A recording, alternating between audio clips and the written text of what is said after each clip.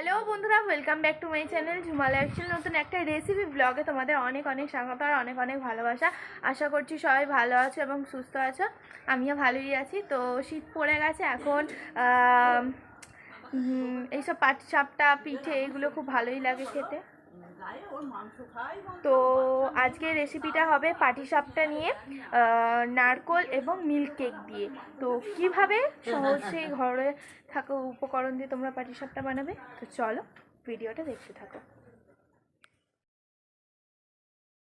তো এখানে দেখো আমরা কিন্তু হাতে চাল গুঁড়ো করে নিচ্ছি। তো এখানে চালটা ভালো করে চেলেও নিচ্ছি, যেগুলো থাকবে সেগুলোকে আবার বাটতে হবে। তো দেখো কত সুন্দর মিহি হয়েছে। তো এখানে রয়েছে নারকেল কোড়ানো, এখানে রয়েছে মিল্ক কেক, এখানে রয়েছে চালের গুঁড়োটা যেটা আমরা হাতে করলাম। তো কত সুন্দর মিহি হয়েছে। তো আর এখানে রয়েছে গুড়। তো সব কিছু একসাথে একবার দেখিয়ে দিই চলো। তো এই দেখো, তো এখানে নারকোলটাকে আমরা ছাই মেরে নিচ্ছি, ওই যে গুড়টা দেখালাম ওর সাথে। তো দেখো ভালো করে ছাই মেরে নিচ্ছে এখন। তো এবার আসলো সেই পালা যেখানে যে তোমরা দেখলে মিল্ক কেক। তো এই মিল্ক কেকটা নারকোলের সাথে ভালো করে দেওয়া হবে। তো এখন মেশানো হচ্ছে, তো এবার দেওয়া হবে। তো দেখো এই যে ভালো করে একটু হাতের সাথে ভেঙে ভেঙে হাতের সাহায্যে দিয়ে দেবো কড়াইতে, দিয়ে একসাথে মিশিয়ে দিলে এটা খেতে খুব সুন্দর হয়। তো দেখো এখন মেশানো হচ্ছে। তো মিশিয়ে এটা যখন পুরো একদম দেখাই যাবে না, তো তো দেখো যে চালের গুঁড়োটা করে রেখেছিল সেই চালের গুঁড়োটা এখন গরম জল দিয়ে মেখে নিচ্ছে। তো এটা তো জানো পাটিসাপটার ব্যাটার কেমন হয়, একদম পাতলা হবে। তো এখানে আস্তে আস্তে জল দিয়ে মাখছে যাতে ডালা ডালা ভাবটা না থাকে। তো এখানে ভালো করে মিশিয়ে নিচ্ছে।